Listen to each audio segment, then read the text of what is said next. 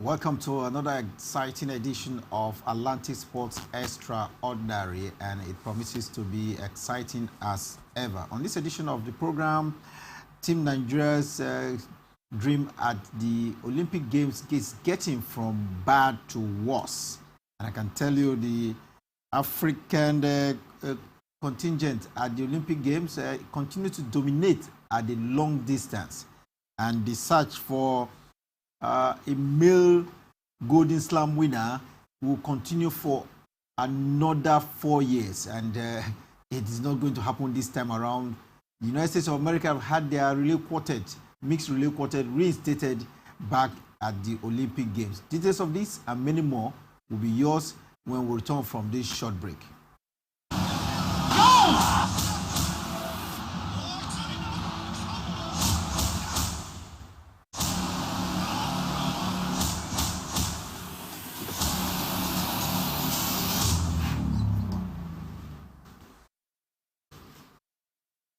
Welcome back, and it's Atlantic Sports Extraordinary, and it is a weekend edition that promises to be very, very thrilling. I have with me our in-house sports analyst, Mary J.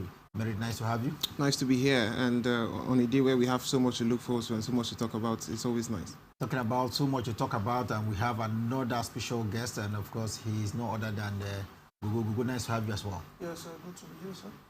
Well, it is Day 7 at the Olympic Games. After the official opening ceremony, the face of the Olympics is here, and it has to do with the athletics. Everybody has been talking about athletics.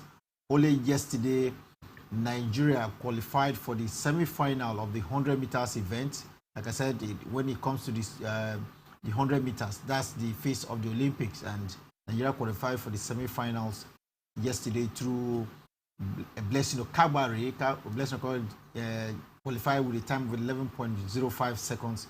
That was Grace Wokocha as well, who qualified with a time of 11.00 seconds. That set the tone for yesterday. But in the early hours of this morning, a lot happened that shook Nigerians, especially because Blessing Okagbare, our hope for the 100 meters podium finish, had been suspended by the athletics integrity unit of the organizing body, and we are told that she took a sample.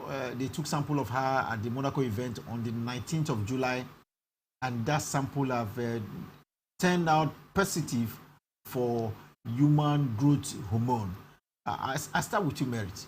It's not a good piece of news to hear coming off the heels of 10 athletes barred by the same body in the athletes integrity unit for not meeting up with the no notice out of test competition, and out of 20 that was brought in, we now been told that 10 of those athletes are Nigerians, and it's caused a lot of problem, in the camp.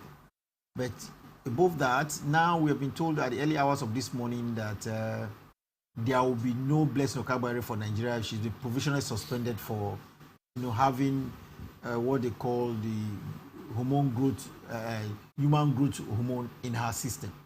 It's a shocking news. It's a disappointing development.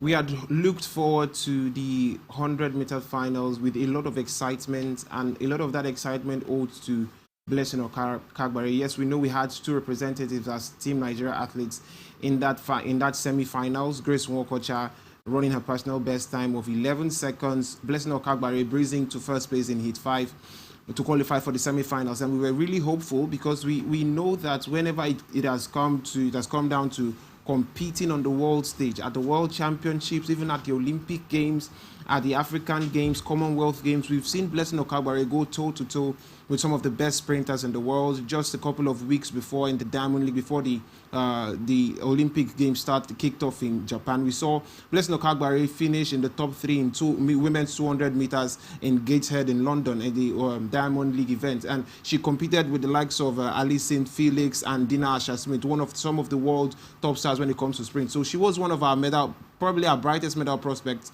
when it comes to athletics in the sprint. And it's a very shocking development that we heard this morning. The news only came in this morning. She was in Japan, has been preparing to compete in the semi-finals of the women's 100 meters, and the news came in as a shock. And I believe it came in as a devastating blow to Blessing Okagbare over there.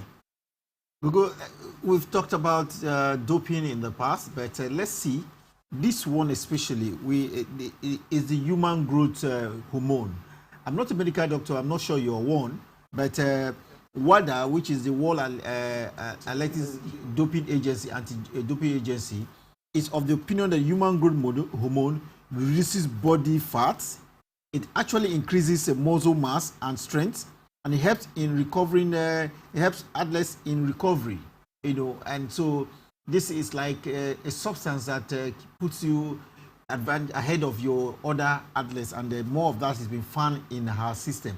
Like I said, this her sample was taken in Monaco on the 19th of July, a couple of days ago, just before the Olympic Games got started, and that's why she will no longer be part of the Olympic Games. This is someone we had a lot of hope in.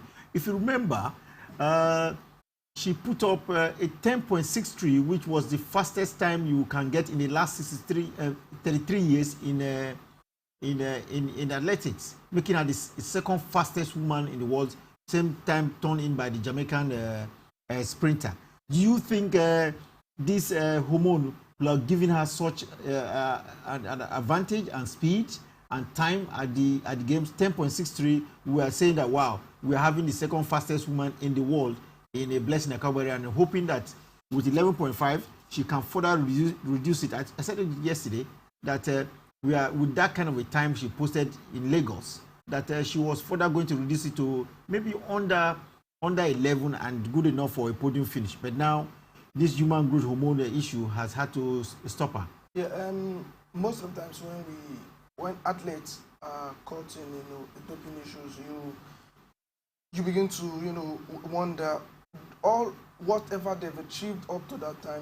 You begin to look at them with through the lens of an athlete that has been caught cheating. So the world record time that she set, you're looking at it with the lenses of suspicion and doubt if it was a genuine result or it was helped by the though that was wind assisted. Yeah, so to a certain level. Yeah, so you begin to put all these things in place. Well, this is the first time she's having this type of issue. So we would like to give her for 15 years now. She's been like a clean athlete. Random testing have been done various times, but this is the first time she's been caught. So you have the inkling to give her the benefit of the doubt that maybe it was just something she took in unknowingly. We've seen it a time again when athletes are caught using performance-enhancing drugs. Yes, you can say it's a drug that to help them perform better, but one, you're getting an undue advantage. At the same time, these drugs have side effects. It's been proven by the agency that they do have side effects. So it's not something they recommend athletes use. So if you're caught using it, you will stand a chance to face suspension. Sometimes depends on the drug. It can be a life ban. So it's a sad one. It's just it's bad for Nigeria because we've reached a point where we're, based on the things happening, our representation in the Olympics has not been good.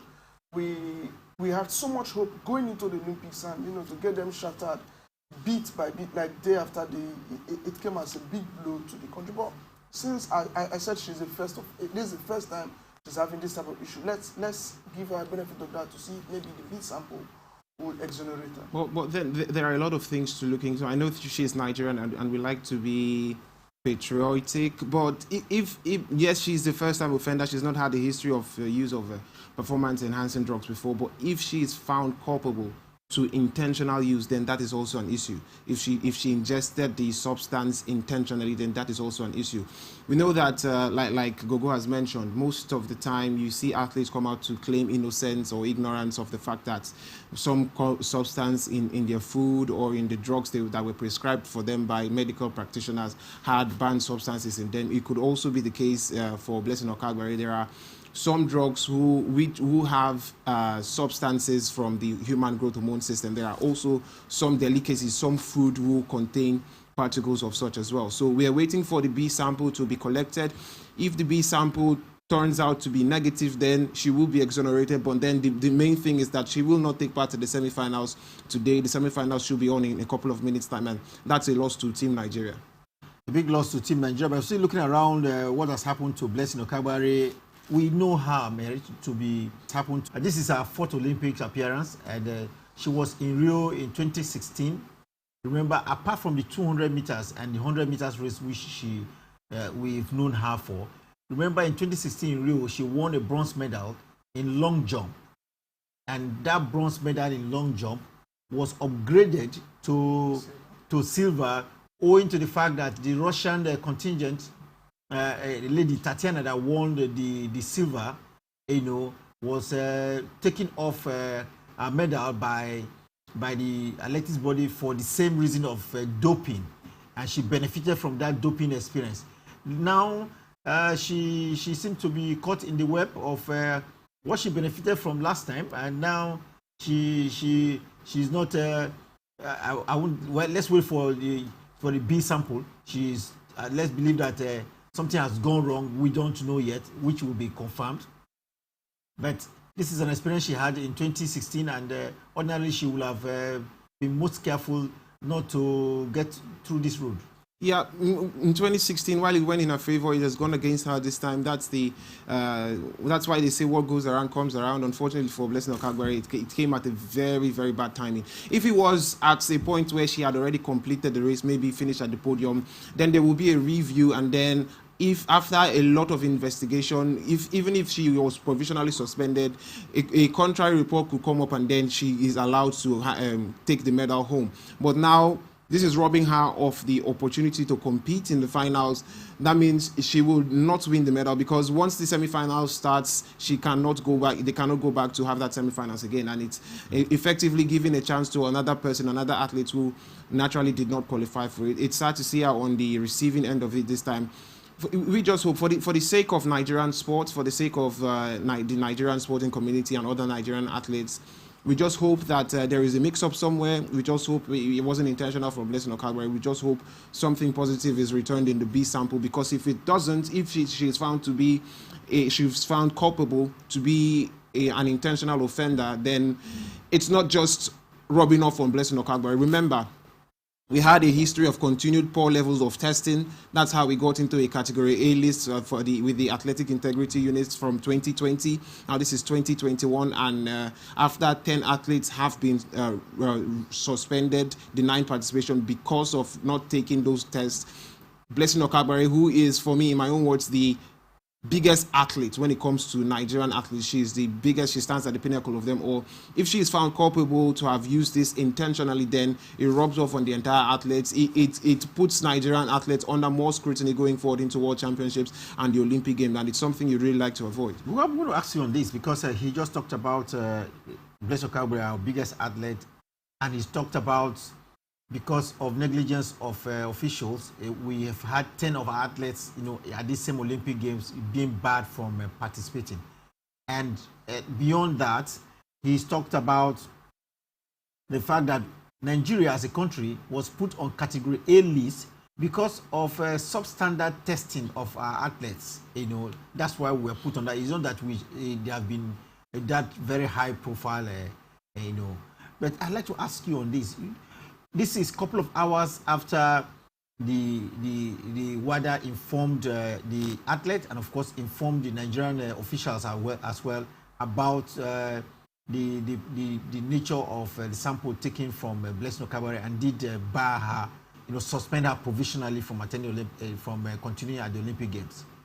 The Nigerian officials, talking about the NOC, Nigerian Olympic Committee, and the Athletics Federation of Nigeria, are yet to respond. Not to talk of the athletes. Ordinarily, you would think they will consult with the athlete as quick as possible and put out an official response to this. Yeah, I think basically, I think all they've said about it is them being in shock. So they're basically responding as citizens who are not as a federation. They're shocked and surprised. I think they're trying to take their time, to really get in touch with the athlete and find out what really happened on their own part. So I would give them the benefit of, let's say, 24 hours. It totally depends on how the B sample. These officials are in Tokyo. They are all in Tokyo, and ordinarily there should be a preliminary response. To be swift. To be swift about it and not leave it for too long. But yet they are.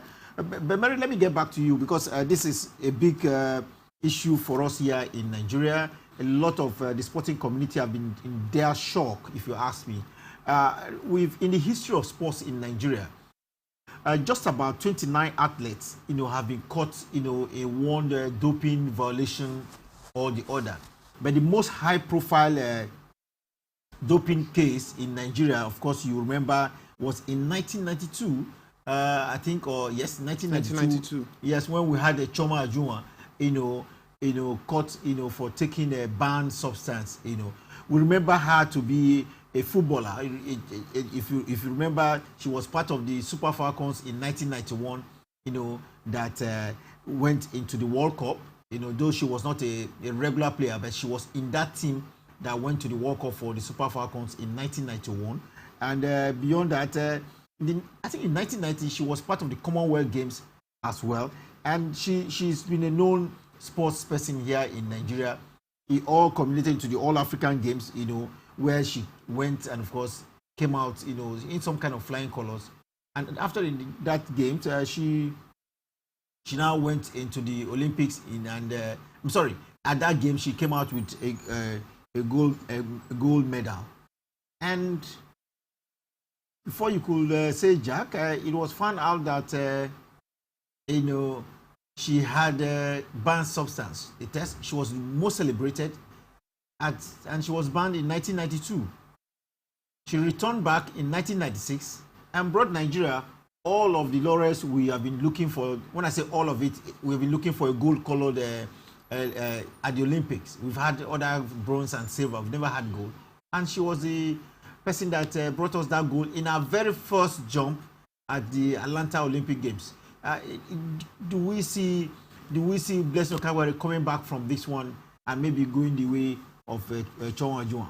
It's possible, but then we have to look on the side of age. Blessing Okagbare is already 32 years old, meaning she will be 35 years old at least at the appearance of the next World Cup. The next Olympic Games comes up in 3 years' time in Paris in France. She will be 35 years old. Yes, a 35-year-old woman can still compete in athletics. We've seen Ellen Thompson-Herah, who is the current fastest woman in the world, and of course Shelly-Ann Fraser-Pryce. They're quite older, much older than Blessing Okagbare, so she could compete at the Olympic Games in 2024. There is also a couple of world championships between now and then.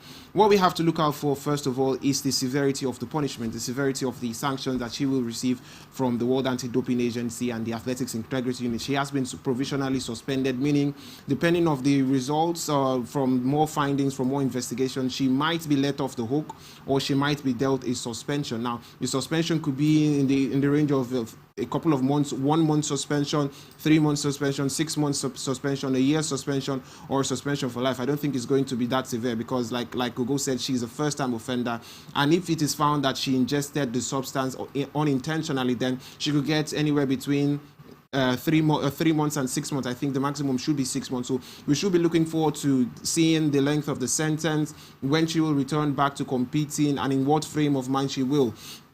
Some athletes get banned, get suspended, and then it takes a toll on their mental health, and they don't compete at the level we saw them. But we've seen other athletes come back from suspension, like you mentioned, the case of Choma Ajunwa, competing favorably and winning gold. So we just hope for the best out of this bad experience. We just hope for the best case scenario for Blessing Okagbare. Hopefully the fine and the sanctions are not so bad. Hopefully the next and the investigations come out clearing her name, giving us some sort of facelift in the international community, and hopefully we'll see her back on the tracks as soon as possible. It's expected that there will be a B sample test for Blessing Okagbare in the days ahead, and there will be confirmation. Then we'll know whether this provisional status of suspension will be lifted or it will continue with a ban for a couple of months, or maybe let's put it at months at least for Blessing Okagbare. 32 years of age, and of course 4 times at the Olympic Games. She's been at the World Championship. Of course, Nigeria's brightest hope of getting to a podium finish at the Olympic Games. We'd like to say that the officials of Nigeria must do their best to support her at this time and ensure that we don't have go the way. But again, like we mentioned to you, in the history of sports, we've had 29 athletes in one case of doping violation or the other. The most celebrated, of course, or most known, was that of Chioma Ajunwa that was in 1992 after winning gold at the All African Games. But she came back, no doubt about it, and of course did win the first gold for Nigeria. So we hope that no matter what Okagbare is going through at this point in time, we'll definitely be back to athletics and of course for Nigeria and the rest of the world. We talked about how bad it is at the camp of the Team Nigeria. It moved from bad now to worse. But we can never tell. There have been issues around Olympic Park, not given to some of the athletes that were banned. Some officials are saying the park now has been returned to the athletes. And do we see this? I'll take you on that, Gogo, and of course, Merit, you'll be back to let us know the latest. There's been issues around allowances as well. Training allowances not paid to these athletes, and these athletes are insisting in Tokyo that the allowances have to be paid. The minister have intervened. Talking about the Minister of Sports, Sunday Dare has intervened. But this is one problem too many for Team Nigeria at a point when there should be total concentration in the camp. Yes, we've taken this attitude, this our nonchalant or this unseriousness or I'm trying to look for a better word because it's something we do here. There's a saying, a lizard in Nigeria won't be an alligator abroad. We've taken this attitude, the way we treat our athletes here, the way the governing bodies prepare athletes for competition, and also their commitment towards the well-being of our athletes. The same way we do here, we've taken it abroad to go and make it national, to make it global. It's a show of shame where the athletes there are complaining of the same thing. Every athlete that works with a Nigerian body will tell you it is the same pattern. It's a copy and paste model. We do the same thing here with our athletes. We've taken it there now. They're talking about bonuses and all that. Nations that are serious about Olympics or any competition, you really hear claims or issues like this. It's handled swiftly, but as because it's something we are used to. We think we can just do and get away with it. Maybe because we feel, they're in Tokyo, they won't make noise about the whole stuff. But the athletes are not lying down, they're demanding for their rights to be paid. Merit, it's really bad. The training grants we talked about, they are expenses incurred by athletes long before they went to the Olympic Games. They were expected to be reimbursed, and they kept promising they would do it. Why do you have to do it at the games properly? Does it distract the players, the athletes? Believe you me, I'm sure, judging on the precedents that they've set, looking back in history, back in time, I'm sure they didn't even have it in mind to reimburse the athletes at the Olympic Games. Had it not been for the athletes coming out to voice their grievances, we heard some of them were even engaged in a street protest in Japan, we wouldn't be seeing this sort of intervention from the Athletics Federation of Nigeria, and it's really sad. We've seen it happen to our sportsmen across various disciplines. We know that some of our footballers pay their flight tickets, transport themselves down here to participate in football matches representing Nigeria, go back without their allowances, take care of themselves when they get injured for the national team, and it keeps going on and on and on. We've seen this for years, and in 2021 it's continuing. These athletes, some of them are college students in the United States of America.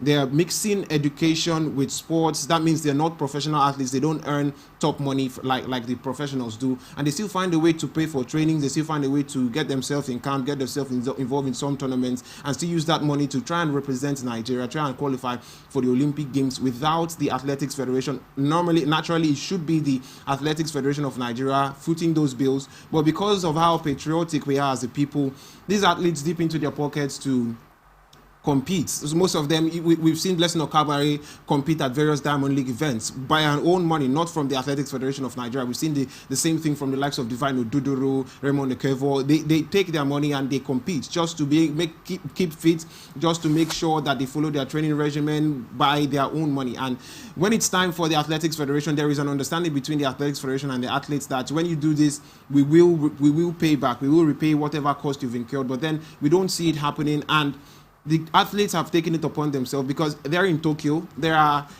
Tokyo is a global spectacle. All the eyes of the world is watching. And if you need to make a statement, I think for the athletes, they've looked at the history of the neglect and negligence from the sports federation, the sports ministry towards the athletes, and they've taken it upon themselves to protest because they feel that this is the only way they are going to get attention and get attention swiftly. And so far, so good. It's working for them. After they went out to protest, after they came out to voice their grievances on various social media platforms, the sports ministry and the athletics federation is now giving them a listening ear. They've told them and made promises that every money that they've spent, personal cost that they've incurred leading up to the process of the Olympic Games will be paid them in full. And it's a sad thing that we have to go through this road over and over again. Talking about the attitude of Nigerian officials, we are told after the 10 athletes were banned, they came out with a statement saying that those athletes were not the core athletes which Nigeria had brought to the Olympic Games, and that they were alternate athletes and foreign students. And here, the athletes went on the street in Tokyo, Japan, saying they are not alternate athletes. They came to Tokyo to participate with the hope to winning for their country and for themselves, and that it was very wrong for the officials of the Athletics Federation of Nigeria and the Sports Ministry to brand them as alternate athletes. That looks like a word that is not depicting of someone that has had to leave everything to represent his or her country. It's a slight. And some of these athletes are known to be champions. You know, we have youth champions in the team there. We have some other athletes that had won at the World Championship. You know, these are established athletes, so to say. Some of them with Africa best rankings, some of them with national best records, and you belittle them to call them just alternate athletes and collegiate athletes. That was a very big slide in the face of these athletes, and it's very inhumane from the officials, Nigerian officials over there in Tokyo. We've seen that it lays claim to, it buttresses the points that Blessing Okabare was making earlier, that the Athletics Federation of Nigeria does not care about the athletes. They do not prioritize the athletes, they prioritize themselves and their pockets. And that's what's playing out, because you don't take someone who has given their time, their money, put in the hard work, put in the sweat, gone through the lengths and breadth, trying to manage their life, their personal life, their whatever business ventures, their education, just to compete for your country, just to represent the country, and then when things go south, you belittle them and you say that you come out to make a statement basically saying none of our elite athletes, none of our main medal hopefuls were involved. It's just the alternate athletes, it's just the college athletes, meaning that they are of little or no importance to the team. It's really sad. Now we're talking about a situation where Blessing Okagbare has been provisionally suspended. If we had had one of those people they called, in quote, alternate athletes cleared to compete, perhaps we would have a second Nigerian representative in the semifinals of the women's 100 heats, and that is a medal prospect. Everybody that goes to Olympic Games, there's the relay 4x400 meters. One of the athletes, about two of them, are not. We have two athletes not part of it because only two was cleared. The other two are amongst the 10 that was banned. Yeah, and that takes away our medal prospect. We've been clamoring, we've been eagerly waiting for when Nigeria will get a first podium finish at the Olympic Games, and we look forward to athletics. Having these athletes banned reduces our chances of competition. And when you come out to make such statements for athletes that have given their all, athletes that have put in the hard work and the time to come for the Olympic Games, what message are you sending to other athletes who would like to represent Nigeria? These athletes are eligible to represent any country of their choice. They could, most of them are college students in the United States of America. They could represent the United States of America. We saw Gumbawo, who is based in Russia. She could represent Russia at the Olympic Games, and then nobody will make a fuss about it. We've seen athletes from Nigeria, of Nigerian descent. I always remember Francis Obikwelu, who ran for Portugal and went to the medal places in 2004 and 2008. These athletes could simply do the same, but they've chosen the path of patriotism to come and represent Nigeria, and you're coming out to make a derogatory statement to them, belittling their efforts and their hard work. It's really sad that we get to see this and talk about it over and over again from our officials. They really need to do better. Really sad. Talking about sadness, it's really sad for Africa at the Tokyo 2020 Olympic Games. We've seen 100 meters hopeful for Nigeria, Blessing Okagbare in the female category being banned from provisionally suspended at the Olympic Games. just coming in now is the fact that another 100-meter sprinter from Kenya has been banned for taking a banned substance as well. The Athletes Integrity Unit has just come out with a ban for Kenya's Mark Otieno. If you remember Otieno Diambo, he put up 10.05 seconds in the trials last month for Kenya, and now he's been banned at the Olympic Games. He can no longer be part of the Olympic Games. Where do Africa go from here? Our hopes. Well, you talk about Kenya; they are known for the long distances, but here is a sprinter that had a very good time, 10.05, that could be reduced to be under 10 at the Olympics proper, and now he's been banned by the AIU, that's the Athletes Integrity Unit at the Games. Yeah, it's a very sad one, in as much as the Kenyans, they are known for long distance. At the same time, it was a good one seeing someone, in a sprint, because it goes to show that they are, developing, or they are working on something you can call a weakness. They are not known for the sprint, 100 and 200. They are known for a long distance. So for you to see an athlete there, it gives you joy as a nation. You know that you're producing somebody that can represent you in that aspect. Now, him getting this ban, it's just like the cliche comes back again. I mean, the same way they complain about our athletes, our football, and on our age grade competitions, you begin to doubt. We run MRI on them and to find out, how old these guys really are. We complain about it. Now we've pushed the same vein to athletics, and you complain about doping.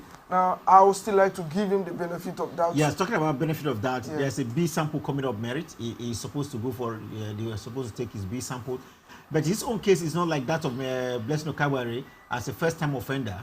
For Mark Diambo, this is the second time he will be caught in this. In 2017, he had a lengthy ban of about 14 months suspension from the game, from the sport for violating drug regulations as well. And it's worrying, because if he is found culpable after the B sample has been investigated properly, you just said 14 months ban in 2017. Yes, this one could be a lengthier ban, because if you are a second-time offender, if you repeat the same action again, you get a stiffer punishment. And for Kenya, wow, we've really looked forward to Africa on the Olympic stage, showing the good side of sports in Africa. And for Kenya, it gets worse. They qualified, won a lot of medals from the long distances, but then after series of investigation in 2016 and 2019, it was found that some of their top athletes were engaging in the use of performance-enhancing drugs, and most of them were banned. Now, fast forward to 2020, the Olympic Games in Tokyo, now in 2021. Most of those athletes that were former world champions could not qualify this time around for the Olympic Games. Now, putting the microscope on Kenya, saying, okay, they got those medals because they used those performance-enhancing drugs. And now here is again somebody who has been an offender before and banned at the Olympic Games with another positive test to ban substance. It doesn't tell well for Kenya. They are top of the list in the category A list when it comes to the issue of doping. It doesn't tell well for Africa as a whole, having both Okagbare and Ndiambo suspended on the same day for the same reason. It's really bad right now. Really, really bad for, do I say, Africa at the Tokyo Olympic Games, especially in the 100 meters race, because we've had Nigeria reduced to only one athlete in the 100 meters female. Now Kenya has been reduced to only one as well in the 100 meters for male, for reasons of violating drug regulations. We hope that all of this will be sorted out with the B sample. It could be a little bit reprieving for Blessing Okagbare, because she's not been found wanting in the first place. But for the Kenyan, Ndiambo, he's second time. He may be a second-time offender, because in 2017 he had a 14-month ban from the sport for taking a banned substance. Let's hope all of this will be sorted out in the days ahead. But like I said to you, it is a ripple of bad happenings around Team Nigeria. We've had it in athletics. Of course, we had 10 athletes being banned. We've had issues of allowances not being paid. We've had issues of Olympic park meant for athletes being taken by officials or being held back by officials, and all of these problems. It doesn't seem to abate, because even in the Tigers camp, that's the male basketball team of Nigeria, there's some issues around it, because we've been told by the head coach Michael Brown, and of course a basketball player Chimeze Metu, that the committee that is supposed to take care of them, that's the Nigerian Olympic Committee, is not doing just enough for them. The committee is extremely, we were told that the basketball players live in some kind of very difficult conditions. We are told, Mike Brown, I saw a video where Mike Brown was complaining about, he's been asked to bring 9 officials with him to the Olympic Games, and so he came with 9 officials, only for provisions to have been made for only 3. Only 3 were allowed to enter into the Olympic Village. The other 6 had to go to hotel. They had to pay for the hotel, and they had only 2 rooms available in the hotel, meaning that those 3 officials, have to pair up 3 in 3s in the 2 rooms. That is, they had 3 of them in each room, and beyond that, these 6 officials that cannot enter into a village are not part of the team that is playing at the Olympic Games. So it meant that some of the officials are not with the players, basketball players at the Olympic Games. It's really, really disturbing. Like I said, the whole situation around Team Nigeria is getting from bad to worse. Yeah, and what the committee has successfully done is making an increasingly difficult job more difficult. Going to the Olympics for the Tigers now, they're competing against sides that are better than them in the ranking, that are ranked higher than them in the FIBA ranking. All you've just done is to make their tasks more difficult. The time they would have used to concentrate on playing on tactics, now they have to think on logistics. And that is why you are there. You are there to ensure that the logistics part is taken care of, so the athletes, the coaches, they can relax and take care of this. Not when they are thinking of the next game, they should not think of the accommodation, or they are not in touch with a coach that's supposed to, or a partner that's supposed to help them in the games. I'm not saying this is responsible for their performance in the Olympics, but they need help. Every country that does well in these Olympics, go and look at their committee. It is obvious they are more organized than it is very obvious. If you look at the medals table, they speak for something. Not just having the athletes there, but also the organizers, the organization, the team behind the athletes. Well, Merit, we've heard Metu, a basketball player, at the game, saying that lack of attention to detail has had to complicate their traveling arrangement, their lodging and other logistics, leaving them feeling completely disrespected. They are feeling that they have been disrespected, and this has affected their performance. Only a couple of hours ago, the Tigers, now have lost their third match to 80-71. Italy beat Nigeria, the Tigers, by 80-71. Will you say this disrespect and humiliation from the officials to the basketball players had resulted into a situation where the Tigers lost all 3 matches, at their group at the Tokyo Olympic Games? I can't blame it on that 100%, but that's a huge factor. That's a huge factor going to the Olympic Games, because you have athletes who are focused on playing basketball, on competing in sport. On the other hand, you have athletes who are worrying about the hotel rooms, they're worrying about their logistics, and they're also worrying about competing on the court. I think the emphasis should be more on the fact that some officials that are supposed to be part of this team are not with the team when you need them most, meaning that some details have not been attended to at each of these games where they have played, and they've lost all 3. If you follow basketball and how it's done in the United States of America, in the NBA, not here in Nigeria, where things are done haphazardly and not very proper, there are offensive coaches, there are coaches for defensive part of the play. There are coaches that are specialists in getting those free throws and 3-pointers on those shots. There are coaches that teach the players on the movements. There are what they call data analysts. There are what they call performance analysts. And most of these people were not able to be with Mike Brown and his staff at the Olympic Games because they were not proper arrangements were not made to allow them be with the team at the Olympic Games. That could be a factor. Also, the fact that the players have to worry about so many things. For the Americans, for the Australians, the French, we know that they have things done properly. They have all their coaching crew, all the staff, everybody, every member of that crew with them. And all the athletes have to do is concentrate on the basketball.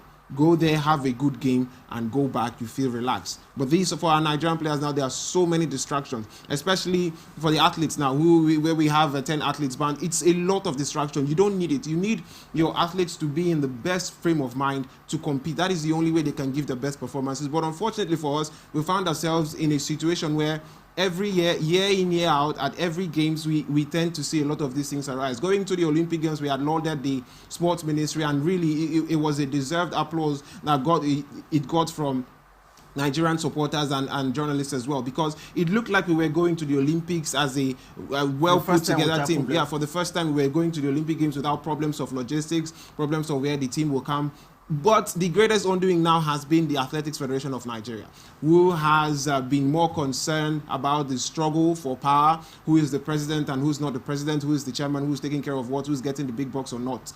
They have been more concerned about that, forgetting to put, like Metu said, details, attention to details. That's what cost the 10 athletes a participation at the Olympic Games. Attention to details. That's what cost women's 4x400 meters team qualification to the Olympic Games. Attention to details. We do things haphazardly here, and as Gogo said before, we take that behavior because it's so imbibed in us. We take that behavior to the international scene, and over there at the Olympic Games, the IOC, the local organizing committee, they don't do things haphazardly. Everything has to be done properly, and when you're found wanting, it creates a lot of distraction, and then it robs you of a chance of getting at the podium. And it's very sad that we have to see this repeating and recurring here in Nigeria. The male basketball team, the Tigers, have lost all 3 of their group games, and so they effectively out of the Tokyo Olympic Games. The female, the Tigers, still have a game to play, and they in their second match they lost to France 84-62. Gogo, will you say France is a much better team? If you look at the male team, we are ranked 22 in the world. We are beaten by Italy, beaten by United States of America, and beaten by Australia as well. These are teams that are ranked higher than Nigeria. But we look at the female team. We've lost the first match. Now the second one, France. We've lost to France by a score of nearly 22 points. It looks very, very disturbing. Yeah. Our chances looks very, very slim now to qualifying from that group. Yes, our chances have. It looks like they're evaporating faster than we thought. We expected a better performance after losing the first game, but it looks like they're not able to dig themselves out of the hole. It looks like a slope, a downward spiral. The performance was not impressive at all, and then, now it goes down to the last game, and they need to win and also hope that a result goes in their favor, which makes the task a little bit more difficult than it is supposed to be. So as it is now, I would say for the Tigers, it is not a good showing at all. They've not covered themselves in glory. Yes, we understand that they're playing against formidable opponent, but we expected more. We believe that they were able to show more. If we know how they do in the African scene, and we can't compare the African scene to the European scene, but we expected them to do better based on their past performances, and these performances have not been impressive in the Olympics. We're talking about the performances that have not been impressive. Nigerians, team Nigerian contingent have put up performances that have not been impressive. We've lost out in taekwondo, we've lost out in rowing, we are out of swimming, and you can make at least we are out of 5 sports, and the 4 or thereabout that is left, we are beginning to crash out as well. Don't forget that of all the sports that is being competed for at the event at Tokyo, 339 events, we entered into only 10, and now we are having issues dropping out, fast. We are dropping out fast as you can think of. One other event where we've dropped out was the 4x400 meters mixed relay. We came out with a time of 3 minutes, 13.60 seconds. We weren't expecting any spectacular performance in this one, Merit, but at least we were able to put up with an African record.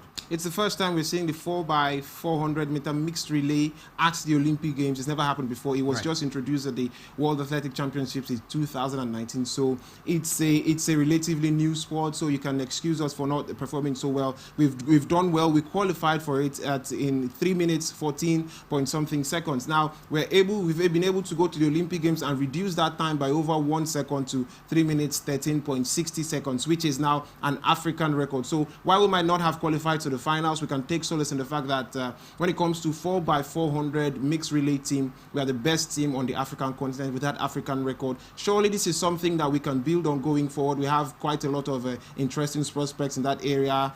Patience Okon George is there. We have Emmanuel Ojeli is there as well. We have Solomon there as well. These are athletes that are quite young and they would improve over the next couple of years, given that they're giving the much needed support from the AFN and from the sports ministry. We've seen some of them adopted by individuals and by some corporate bodies. Hopefully they can continue in that stride, and maybe at our next appearance at the Olympic Games in 4x400 mixed relay, we will do better. We will reach the finals and possibly increase our medal prospects at the Olympic Games. As the first time you have a mixed relay at the Olympic Games, Nigeria is the first African country to qualify, for the mixed relay, and now they have created an African record in the mixed relay. We hope they can improve on it, but that was not good enough to take them further stages at the Olympic Games, and so they are out of it at the Olympics.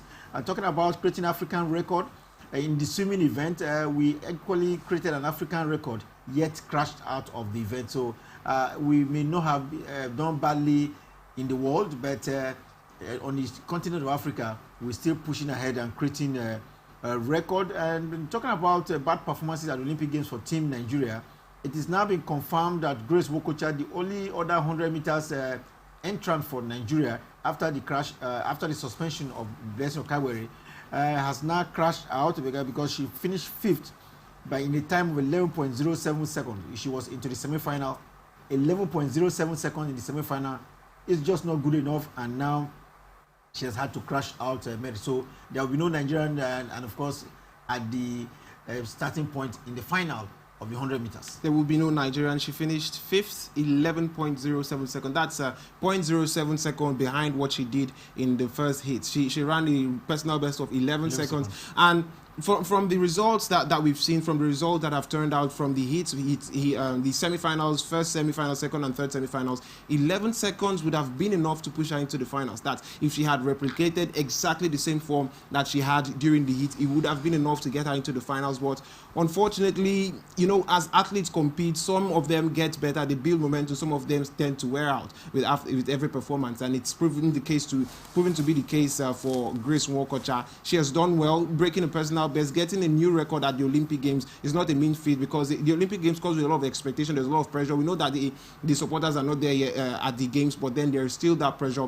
She has done well. It is now time for us to not fall back to our usual tradition of abandoning athletes after the Olympic Games. We should take an interest in these athletes that have done spectacularly well, especially Grace Wokocha, our only entrant into the semi-finals after Okawere was suspended. We should take an interest in her, try and see how we can build her up and keep her in prime shape and prime form for the next Olympic Games, because that's what matters now. She is down and out, but that's not the worst. That's not the end of it all. She still has the Paris Olympic in 2024 to compete in, and hopefully, if we get things right in terms of preparation, starting from this moment, we could be in the finals and possibly get a medal from the next Olympic Games. Down and out. Are we down and out in 100 meters hurdle as well? There's an Amusu there in that event. Tobi Amusan ranked number 4 in the world, and she's showing why she's ranked number 4 in the world and number 1 in Africa. She was engaged in the 100 meter hurdles heats earlier today, I think around past 3 a.m. this morning, and she finished 12.72 or so. 12.72 seconds, finishing on top of the 8 athletes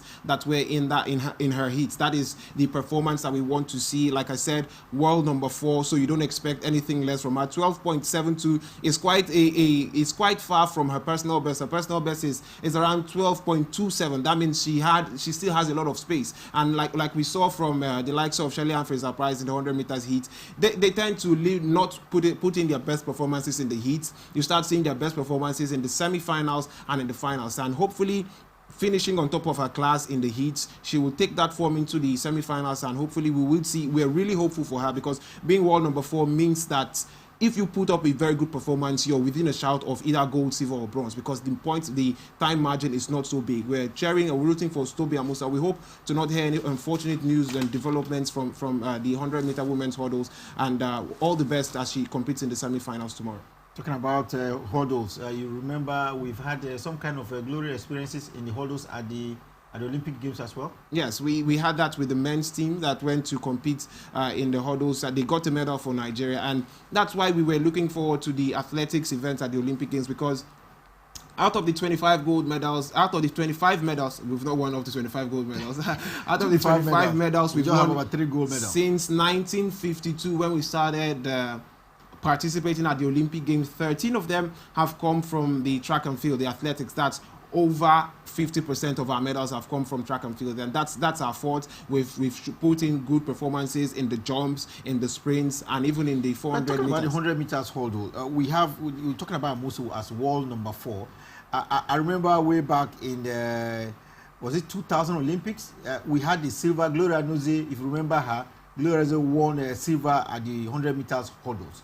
You want to think that, and she wasn't world number 4 at the point. And if you have a world number 4, in the race, you expect her to at least get to the podium at the Olympic Games. To Google. Yes, she's in a good a position to do that.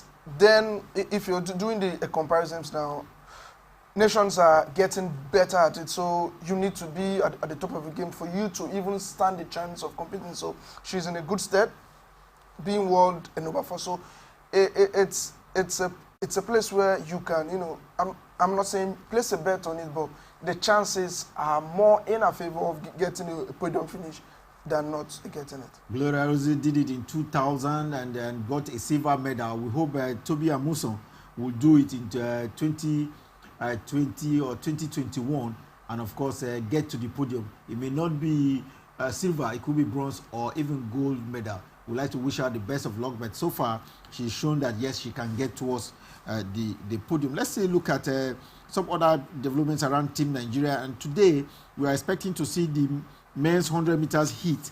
And what do we expect of that performance, men's 100 meters heat? And now we are just being told that it's been concluded, and Ishekiri has come out with a time of 10.15 seconds, and Enoch Adegoke has even improved on his time.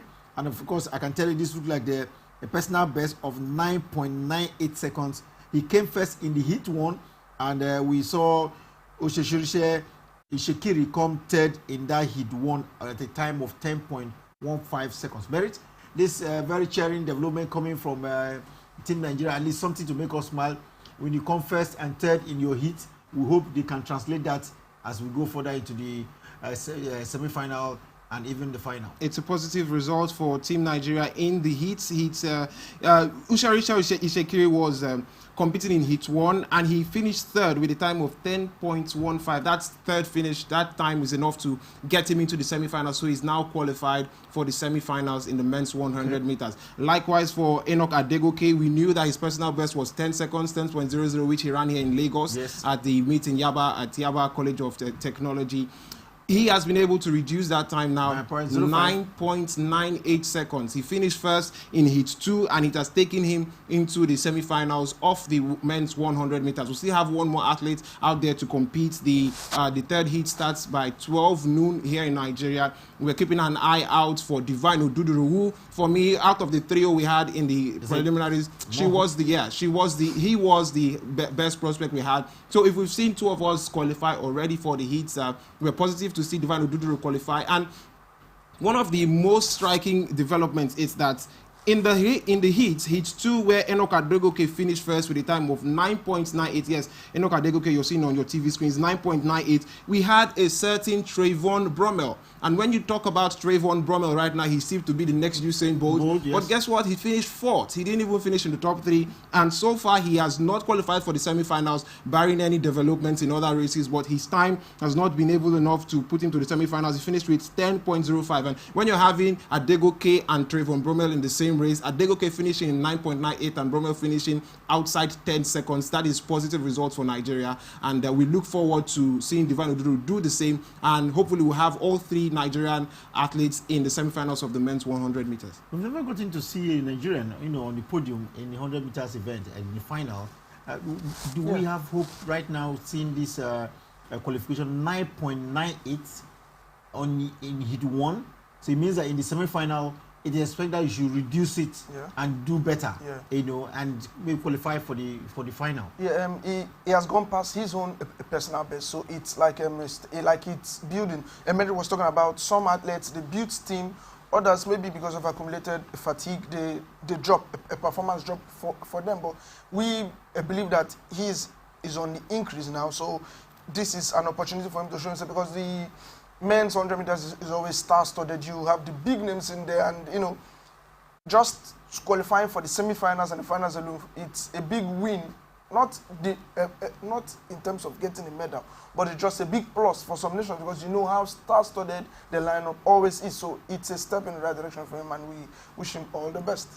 Well, we'd like to wish them all the best. That's I think Divine will be the other athlete we'll keep our eye on for today. But tomorrow there is 1 or 2 other events, because we are into long jump. It's a Brume will come up with this long jump, first jump at the Olympic Games. Then we equally have Toby Amusa in the semi-final as well. What do we expect of this jump? You remember, I mentioned to you earlier, long jump gave us our first gold at the 1996 Olympic Games.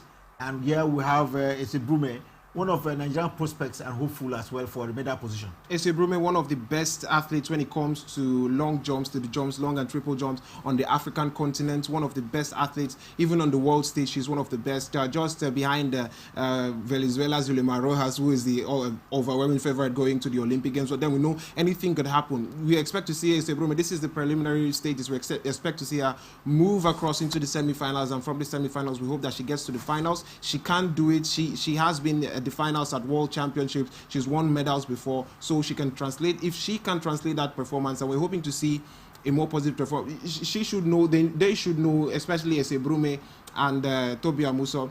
They should know that the realistic hopes, medal hopes of Nigerians now lies on both of them when it comes to athletics. There's no more Blessing Okagbare, so they should come to the party. They should take up that responsibility. I know it's a huge task, a lot of pressure on their shoulder, but they've been stars before. They've been at the biggest stages. They should show that responsibility and put in the best performance to drag Nigeria across the line and into the podium.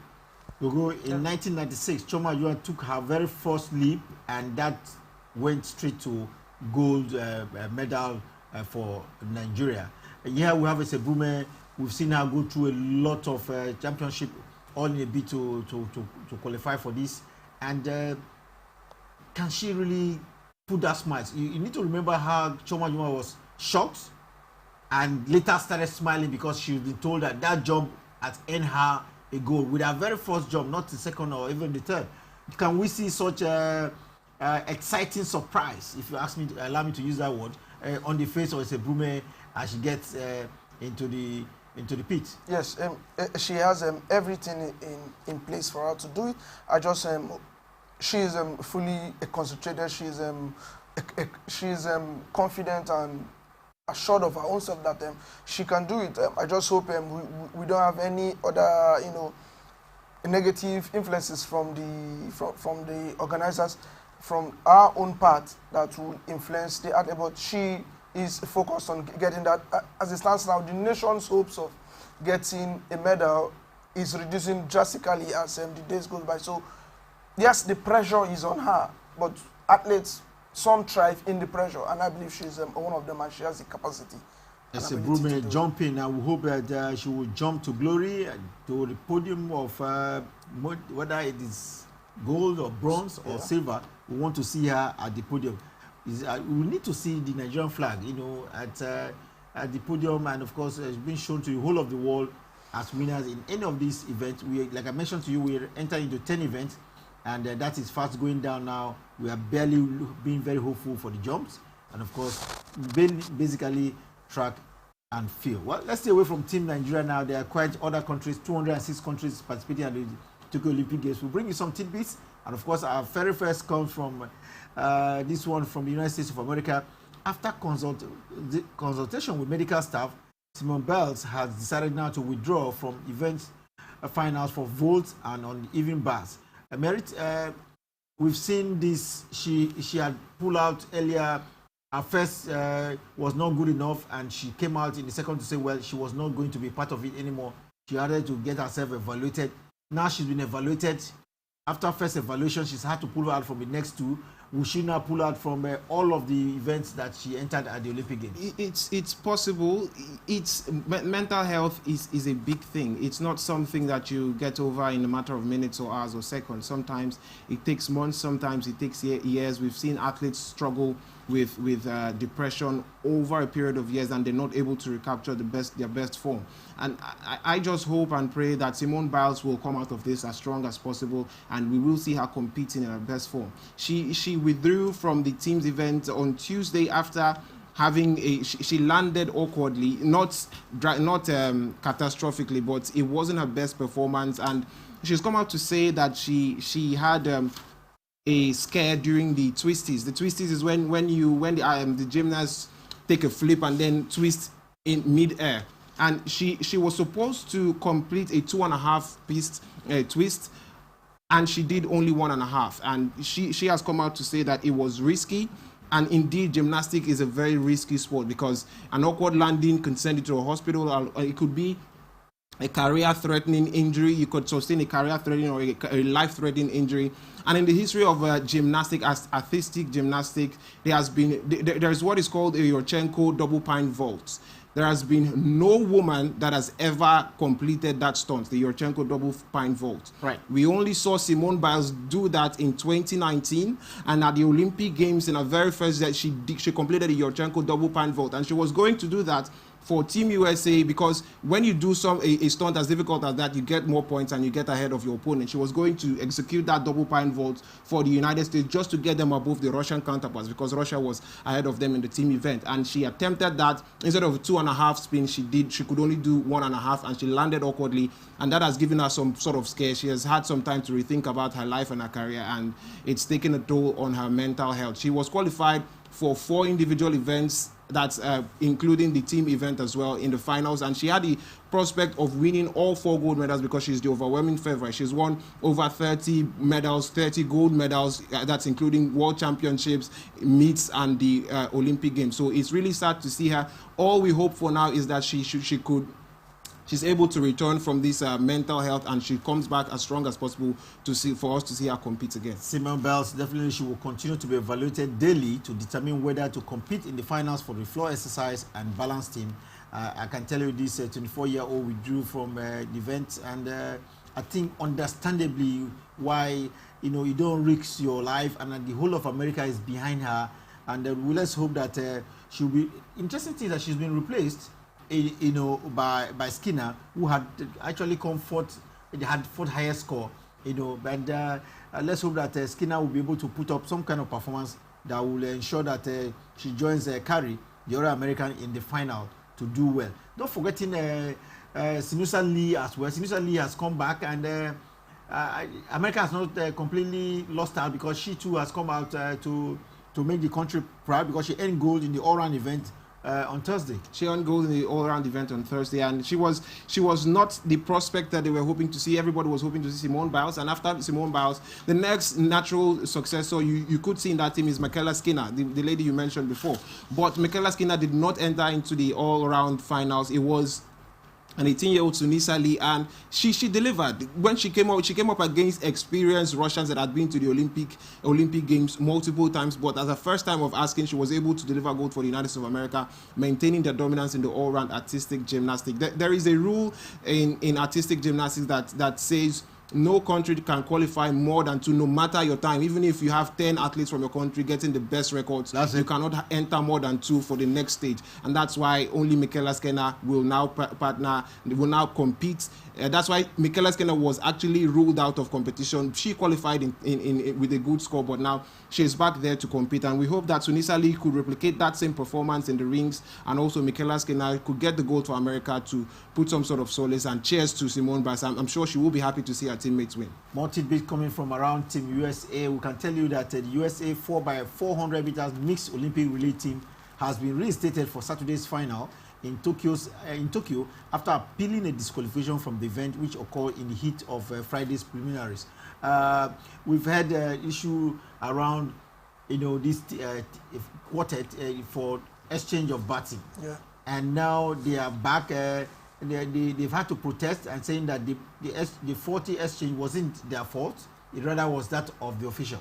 Yeah, I think it's a very good one for them that they were able to appeal that, because when issues occur like this, you don't want the team to be demoralized by it, but they knew their right and they were able to stand up for themselves to say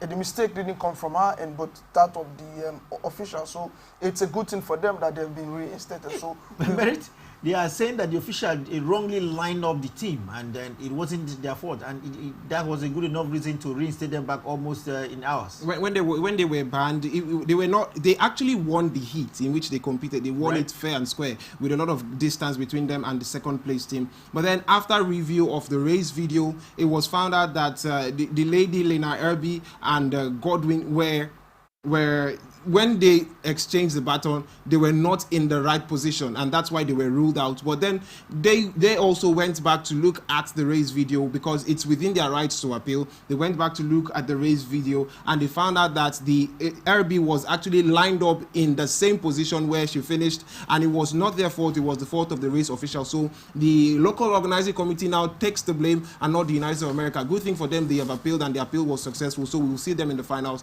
of the mixed 4x400 meters relay. Yet another bizarre appeal for you the tidbit for you at the Olympic Games. We've now been told that Saudi and Israeli female judokas have clapped hands in solidarity after a bout. If you remember very well, a Saudi Arabian judoka fought against her Israeli opponent, Hesko, and in the auxiliary woman at the stage, had mounting pressure to follow two Muslim athletes we reported earlier and to boycott their bout because they had to come up against Israeli opponent Merit. Al-Katani and Hershko, this is what we've talked about, the Olympic spirit, the spirit of sports to foster unity, to foster tolerance, to foster inclusivity across all board, breaking through the limits of religion, of political affiliation. We saw before when an Algerian judoka refused to compete against an opponent, not an Israeli, against an opponent, an Iranian, because he knew that if he got through that fight, if he won, he would face an Israeli in the next round, and so he opted out. Funnily enough, the Iranian who he was supposed to face also looked at it. He was given a bye into the next round to face the Israeli. He looked at it and then he said, no, he wasn't having it. He opted out because of political tensions between Israel and Palestine, because of religious affiliations between the Christians and the Muslims, that they've brought it to the Olympic Games to downplay the issue of sports, which was what was there. They were there to compete as sportsmen, not as politicians, not as religions, as clergymen, but they failed to look at that. And the Algerian judoka was reprimanded heavily and fined, sanctioned by the Judo Federation, likewise the Iranian. And then we came up to, it's even more pressure when you're a female, because we know how the laws are for females in the Middle East, in the Arabic world. And it's even more pressure on her, for Al-Katani to face her coach. But she was able to put religion aside, put political affiliation aside, and come up against Hershko. After the bout, it was nice to see. It was a good thing, as I think in my own words, I'd say it was a win for sports. It was a win for the Olympic Games to see them clasp their hands together, raising their fists up in solidarity. That's what we want to see in sport. That's what sports brings, the unity and tolerance for one another. Saudi Arabia and Israeli athletes showing the Olympic spirit, ensuring that there's absolute zero tolerance for religion and politics at the Olympic Games. The Olympic Games is meant to foster unity amongst nations, and I can say here that the Saudi and the Israeli athletes showed that Olympic spirit in judo, and we hope other athletes will emulate. Those that have had to pull out because they didn't want to meet the other athletes definitely should expect some sanctions coming in the days ahead, because I'm sure that the Baj, Thomas Baj, would not really accept this kind of a situation because politics and religion have little place to show in the sports. It's there, but you don't bring it to the fore, especially at the Olympic Games. So I'm very sure that those athletes in the days ahead will be receiving sanctions that will be good enough to appeal to the rest of the world. But congratulations, and it's worthy of emulation of what the Israeli and the Saudi did there at the Olympic Games ongoing in Tokyo,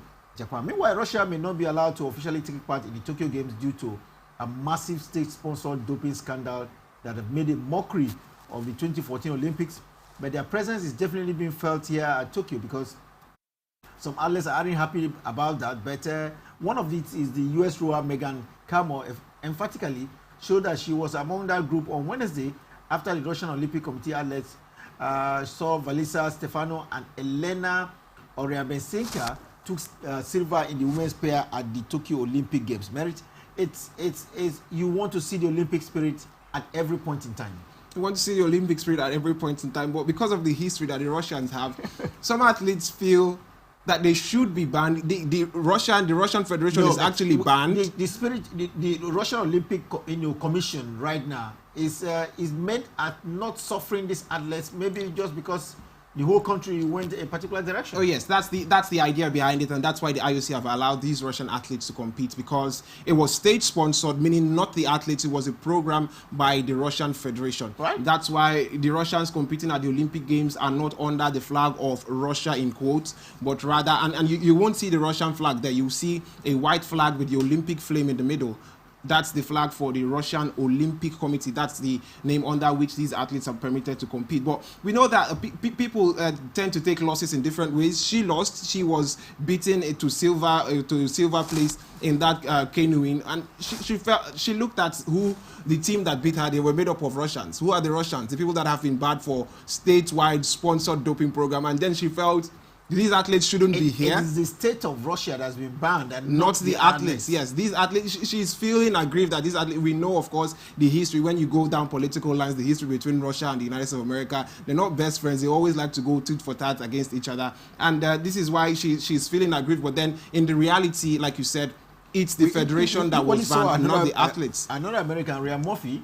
American as well, still complaining about. Ryan Murphy had, should I say, had more reason to complain because American swimmer. Yes, because he was the gold medalist, the world champion in the 100 meters and the 200 meters, but he was defeated in both events by a Russian, Rylov. Rylov won both the 100 meters and the 200 meters, and then Murphy is thinking, if this man had been suspended, he wouldn't be here. I would have won gold. And he went even further to claim that there is still doping in the pool at the Olympic Games. It's a hefty claim to put out there, and it will be investigated. If it's found to be positive, then there we can clap for him and say he's put up a good claim. But not if it's not, then he comes under some sanctions from the World Aquatics Federation, FINA, as well. But these are the athletes; they have to compete. You cannot pin them down for a crime that they did not commit, that the country committed. We've seen where the IOC have been able to allow refugees to compete. Everybody has a chance at the Olympic Games, and that's why these Russians have been able to compete. I can tell you this is a clear case of global interest, overtaking personal interest. These Americans are complaining in their personal capacity, but for the rest of the world, we want to see fair competition, and I think that's what the Olympic spirit is all about, and that's what is going on at the Olympic Games. We'll take a short break, and when we return, we'll bring you a lot more of the football stories that we have for you on this day. Don't go anywhere, stay with us.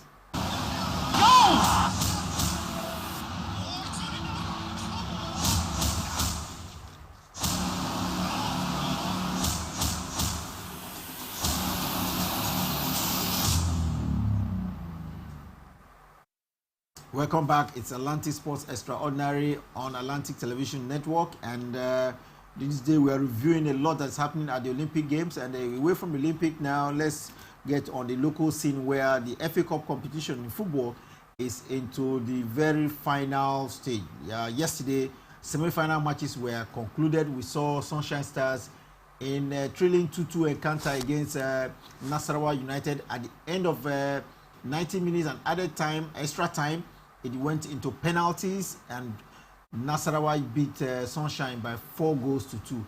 this is the second time we're having Sunshine beat Nasarawa United in couple of just about 48 hours. Nasarawa United Yes. defeating Sunshine Stars. Nasarawa United, they are the second best team in the MPFL. I was going to say the best team, but then we have Aqua United on top of the league table, and they deserve to be there. So Nasarawa United are also deservedly the second best team in the MPFL. They've been scoring goals for fun. They have a certain Silas Nwankwo who has scored over 18 goals in the MPFL in the Nigerian football so far, and they've shown that quality against Sunshine Stars. Sunshine Stars were struggling for the better part of the MPFL season. They got a new manager and they have been able to pick some results, but they're still threatened by being relegated to the NNL for next season. Now, when you take a team at the top of the NPFL log and you take a team at the bottom rung of the MPFL table, then you're sure you could only have one winner. But it wasn't so easy for Nasarawa United against Sunshine Stars. As we've seen from the FA Cup competitions, it's really tight because it's played on neutral venues. Every team has it at the back of their mind to become champions and have the opportunity to compete at the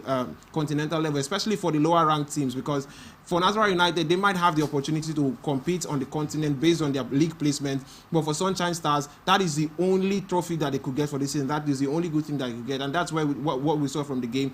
2-2 in regulation time. The equalizer coming in the entire moments of that game. And it was won by Nasarawa United on penalty. So kudos to Nasarawa United. Also kudos to Sunshine Stars. I think they've done well. Regarding remembering where they're coming from, I think they've done well in the competition so far. Nasarawa United into the final of this year's FA Cup competition. I think the final comes up on Sunday, and they will be up against Bayelsa United.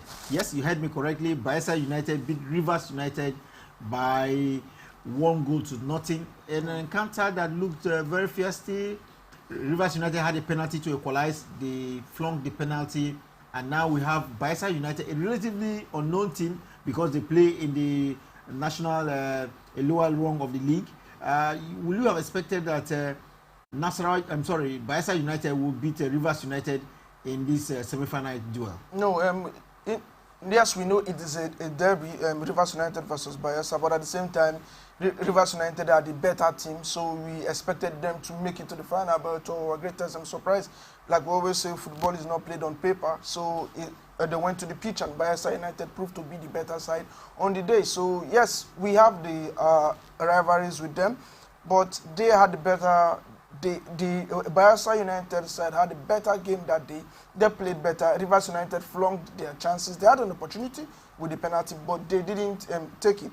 So as it stands, Bayelsa United are going to make it to the final, and it's a good one for them. They're doing well in the NNL, so it's an opportunity for them to make some money, but at the same time show that they are in a good position. Bayelsa United beat Rivers United to qualify for the final of the FA Cup here in the male version. Then the same Bayelsa Queens beat Rivers Angels to qualify for the final of the FA Cup competition in the female category. Bayelsa getting the better part of Rivers in the FA Cup competition. And when you understand the history between these two states, when you understand that Bayelsa was carved out of Rivers State in 1996, you know why it makes for an interesting show, interesting viewing. Way back when we had Ocean Boys in the NPFL, in Nigeria Professional Football League, we saw them go head-to-head against the likes of Dolphins and Sharks, wherever it was always a tightly contested fixture. That tradition has continued, and we see these things in Europe, especially in Italy. We see it when Lazio plays against Juventus. We see it in England when Arsenal are playing against Tottenham Hotspur. So it's basically the same thing. While they are not in the same team, they are not in the same state, but it's still the same state, because like I said, Bayelsa were carved out of Rivers State, so there is good harmony, there's a good relationship between these two sister states, very close in terms of proximity. And then when it comes to football games, when it comes to any sporting event, even at the sports festival, there is always bragging rights at stake. Even if there's no trophy at stake, there is bragging right at stake. These two teams played in a friendly game, novelty game earlier this season. Rivers United won on penalties. It was tight even in a friendly game on penalties, and then it was also tight as well. But the thing is, for this year, the Bayelsans have it over the Rivers State teams. Maybe the Rivers State teams will stage a reprisal next year, but for now, it's the Bayelsa Queens and Bayelsa United over Rivers Angels and Rivers United. Well, I'll take you on the pairing, because this pairing comes up tomorrow on Sunday, and it's Nasarawa up against Bayelsa.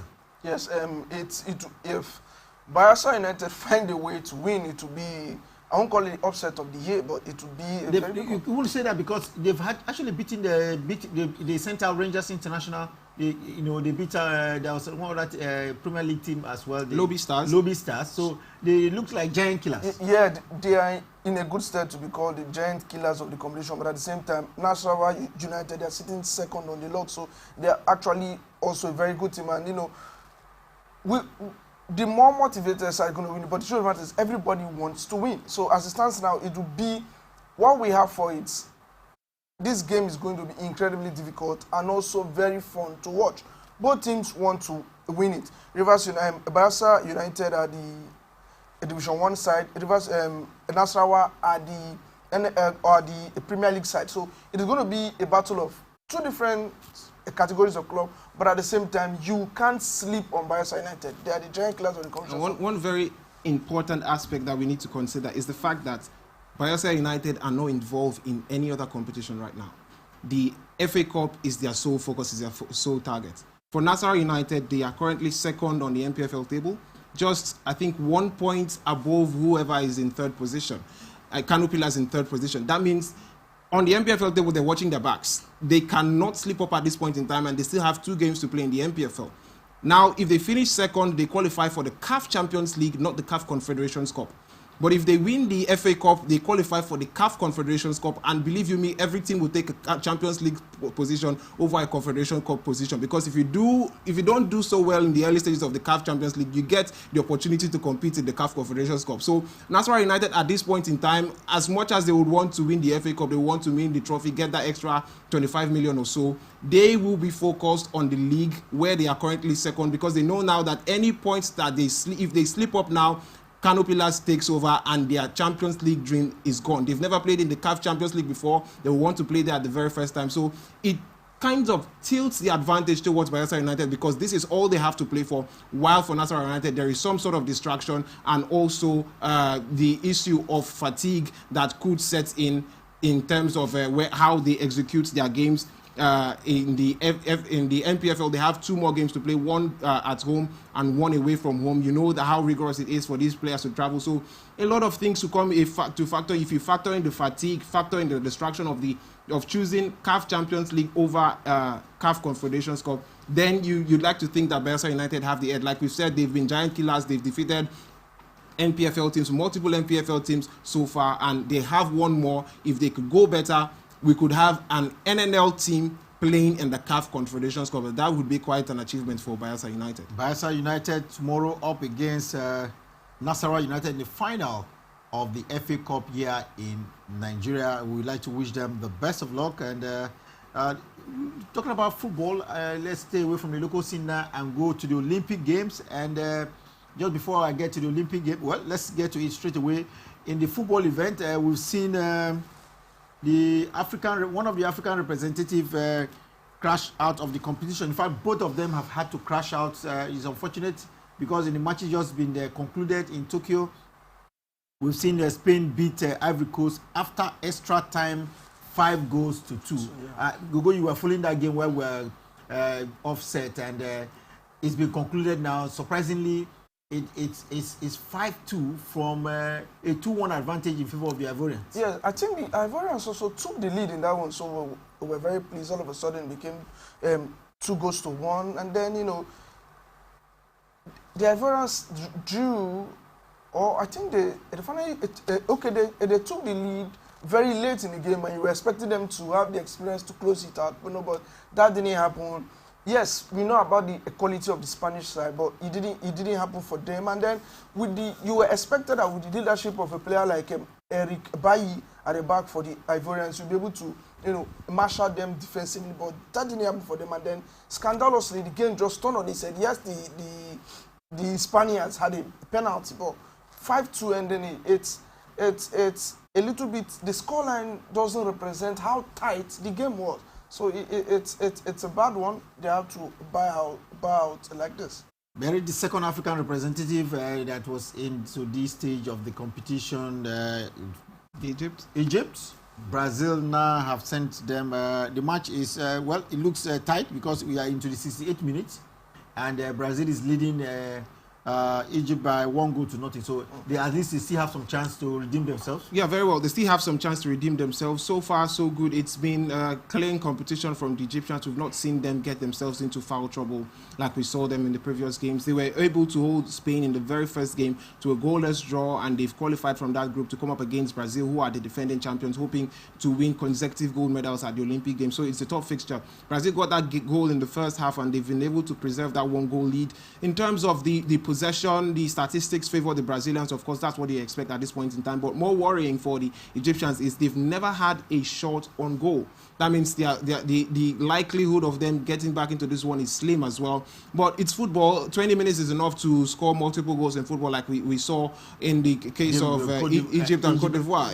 In a period, yes, yeah, we have saw that between Spain and Cote d'Ivoire.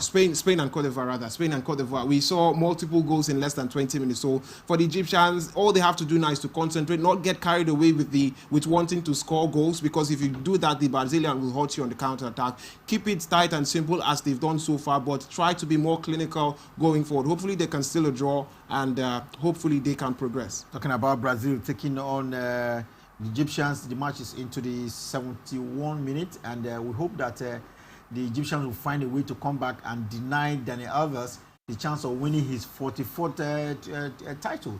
He's won 43 titles for both club and country, and he's looking forward to it. At the age of 38-year-old man playing the Olympic Games. And he wants to even play in the next World Cup. Oh, yes. The next World Cup. So you understand what it means when you have somebody as old as 38 playing football, and he's the captain of the team. You wonder what he will be telling the younger ones that's on the PGI. We are especially having ambition of winning his 44th. But we'll follow that one and do report it back to you. If we are here till when it comes to an end, we'll report it definitely better. One match that is of interest right now is the match between Japan and New Zealand. It's after extra time. They are into penalty kicks now. It's ended goalless at regulation time and after extra time. So they are into penalty kicks. We'll monitor it and hope that before we leave the set, if we have the result, we'll give it to you as well. Then we have South Korea, presently losing to Mexico because Mexico is leading them by 2-1. That match is into the 31st minute. Google, do you expect any change of scoreline any moment soon? No, it looks like they'll be sent home now. They've had a relatively good tournament, but it looks like their dreams is going to be coming to an end. The Mexicans have shown the capacity to go far in this competition. Especially against South Korea. It would interest you to know that in their group game, in the final group game, Mexico played against South Korea. And the Mexicans defeated the South Koreans 3-0. Now that tells you that history is about to repeat itself twice in a row, because that was the last group game. This is the first game after the group stages, and Mexico, they are still showing that wasn't the fluke. We beat you fair and square, and we're going to beat you again. 2-1 up for the Mexicans. And when you understand that this Mexican team also in their opening group stage fixture defeated France by 4-1, then you know that they're not a team that came here to toy around.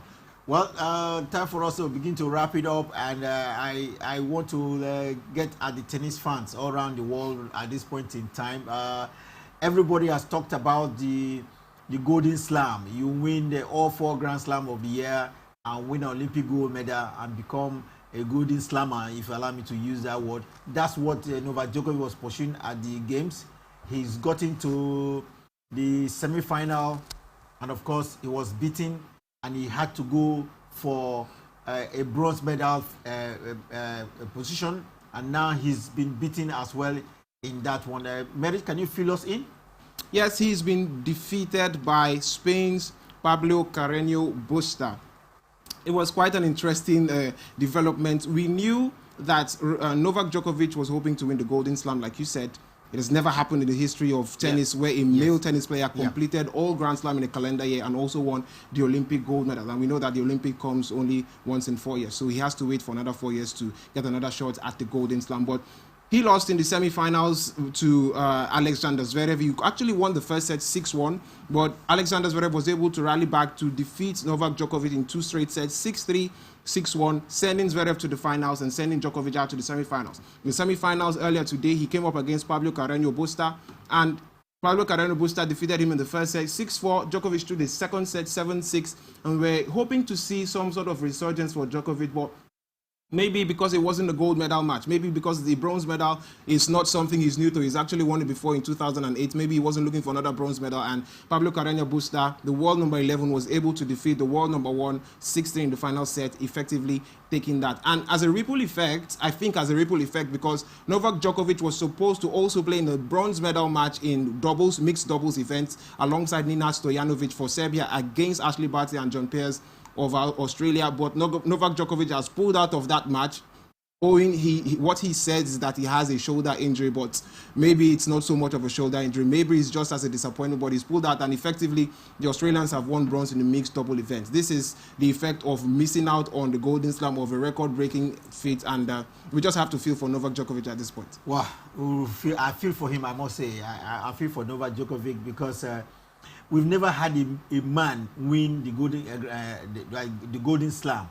The last we've heard of someone winning the Golden Slam was Steffi Graf of Germany, and she is female. And that was 33 years ago. No other person, person per se, both male and female, has won after that feat of Steffi Graf in 1988. So 33 years down the line, no other person has won it.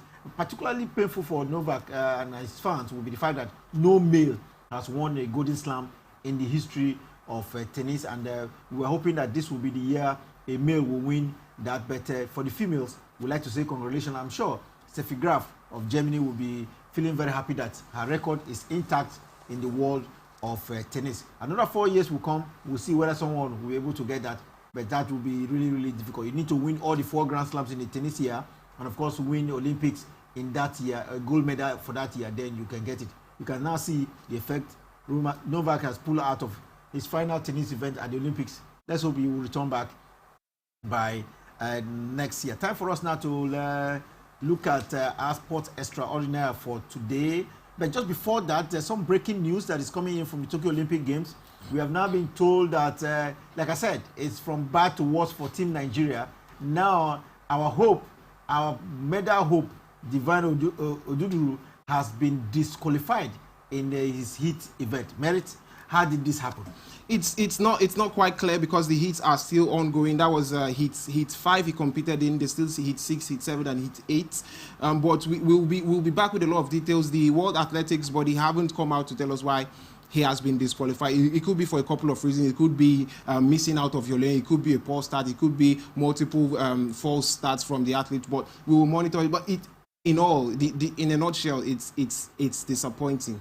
It's a sad moment for us. I don't think it was his fault, but the main thing now is that we will have just 2 out of the 3 males lined up in the men's 100 meter at the Olympic Games. He had the brightest prospect because he had the best time going forward into the Olympics. But right now, we have to rely on Usherise Ishekiri and Enoch Adegoke, who has put up a good performance. So we can put our hopes in them, hoping that they will do well in the semi-finals and hopefully get to the finals. But for Divine Oduduru, it's disappointing, it's sad, and likewise for all of us here. Nigerians are not feeling too happy, but what else can we say? We need to give support to those that are left back at the Tokyo Olympic Games. I'm very sure in the midst of difficulties, there's always something bright about it, and we'll know in the days ahead. Time for us to wrap it up with our Sports Extraordinaire for today, and it couldn't have been any other person than someone who has had to reduce his time running 100 meters to 9.98 seconds at the Olympic Games is no mean feat. Yes, we know it's a little bit away from the 9.58, but then 9.98 under 10 seconds in 100 meters at the Olympic Games is not an easy feat, and I think Merit will fill us in on such a quality on this day when there's a lot of problems. At least we have something that could cheer us up. We have someone running the 100 meters under 10 seconds. It's no mean feat. And when you run in a heat that comprises of the current fastest man in the world, and you beat that fastest man to finish in first place under 10 seconds, 9.98 seconds, which is a personal best, a season's best for Enoch Adegoke. It is something spectacular. He's quite a young man. At these Olympic Games, we fielded a lot of young athletes, and this is a 21-year-old Nigerian trying his best at his first Olympic Games, running below 10 seconds in his first heat. We can only hope to see how better he could become, how much more of a good performance he will put up in the semi-finals and eventually in the finals. Remember, Trayvon Bromell not there in the semi-finals, so this could be an opening for Team Nigeria to get to the finals, and hopefully we really hope for a medal position anytime soon. Enoch Adekoke is appearing at the Olympic Games for the very first time and running under 10 seconds. 9.98 looks like a very big podium finisher, if you ask me. Especially like you've been told there's no champion of it. Talking about Bromell, of America, in that race. So it's a very open race, and if you have an athlete running under 9.8, you can be sure that he will further reduce it. And he is our sports extraordinary for today for that feat. I know we've not had a Nigerian with that time at the Olympic Games proper. So we say congratulations to Adekoke and wish him the very best, as there are still more races to do at the Olympic Games. Gentlemen, thanks for making this weekend a wonderful one. It's been exciting, though on a mixed note for Team Nigeria. But the Olympic Games is about global unity, and we embrace and be happy for those who are making it as well.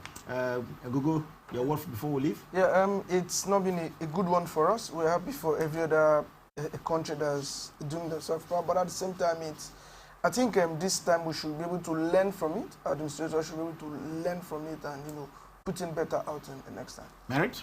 Well, while it's not been very good, when it's not been on a very happy note for Team Nigeria, I am looking forward to us coming back here, maybe same time next Saturday, to talk about the Nigerian athletes that have finished on the podium. We're still hopeful. A lot of our athletes have crashed out. We've missed out on a lot of events and sporting disciplines at the Olympic Games, but all hope's not lost yet. As long as there is still at least one more Nigerian athlete out there, we're hopeful that we'll get onto the podium, and hopefully before next week, Tobi Amusan, Ese Brume, any of these athletes, and even Divine Usherisha Ishekiri and Enoch Adekoke, we could get a medal, and I'm really looking forward to that. We will definitely have a medal. I can tell you that. Something tells me that we will have a medal. At the last Olympic, it was only one bronze medal. One bronze medal won by over 23 people. So let's hope that we will have a bronze medal, individual bronze medal this time around at the Olympic Games. And who said we cannot have a gold medal? We can. We can have a gold medal. So it's not all be hopeful Nigerians. And if you're not Nigerian as well, we are happy for what is happening for the rest of Africa. We've seen and then the rest of Africa begin to win gold as well. So that's the note which we will come to an end for today. Don't forget to follow us on our Twitter handle at every point in time. Do enjoy the rest of your day.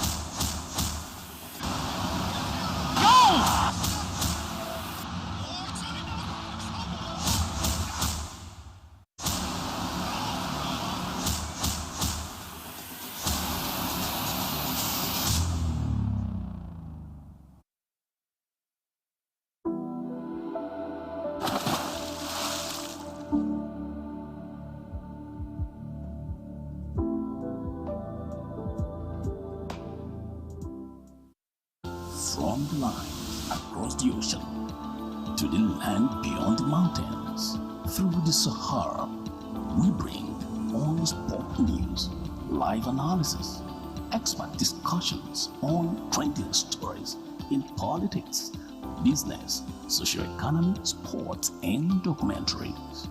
So catch all the updates on the happenings around the globe. Stay focused on the fact today. Only on ATN.